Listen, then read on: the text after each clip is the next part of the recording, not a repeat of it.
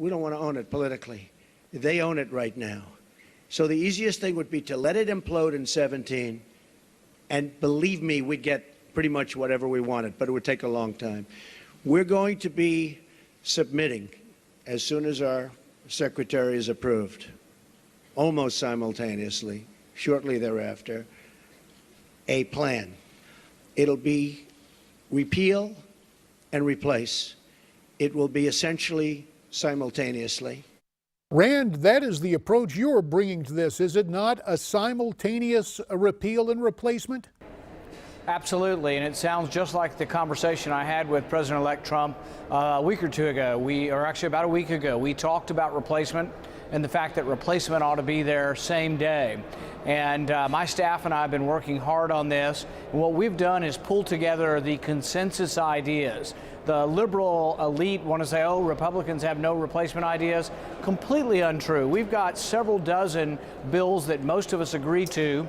I brought them together under one bill, Obamacare replacement bill, and most of these are freeing up the individual and the states to fix the problem.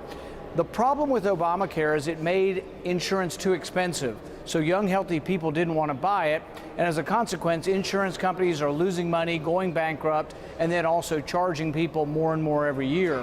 So our plan would legalize the sale of inexpensive insurance for individuals. It would let individuals save money in like a health savings account, and then it would let individuals band together in associations so they can use the leverage of a large group to get a lower price and to get rid of things like pre-existing conditions and other things that aren't fair. Let me ask you this, Rand, because we all can recall the Republican race for the presidential nomination. In the heat of the campaign, at times there's both political and personal exception taken between and among candidates. But as you were reelected to the U.S. Senate, Mr. Trump is now our president-elect. Give us your impression of talking with him last week on this policy issue. What strikes you about the incoming president that's positive or perhaps less so? You know, the one thing that I think about Donald Trump is that I think he viscerally gets the nation. You know, a lot of people who've been left out by the elites on either coast, flyover country where I live in Kentucky, he sort of gets us and just immediately kind of knows what's going on. For example, people up in Washington, they get caught up in their, oh, this is the inside baseball way we always do it. We're just going to repeal Obamacare and not replace it.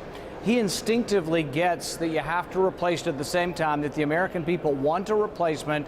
They want something that makes it easier for them to get insurance and less expensive. The two things that Obamacare didn't do, they actually still want. Easier to get insurance and less expensive.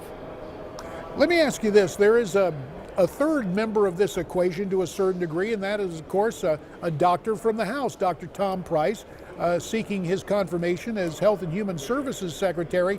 How does your plan compare with what Dr. Price has advocated during his time in the House? You know, many of his ideas, if not all of his ideas, are in the bill. I'm not claiming that I have an original bill or brand new ideas. We've had 6 years to complain about Obamacare. We have no excuse for not replacing it at the same time.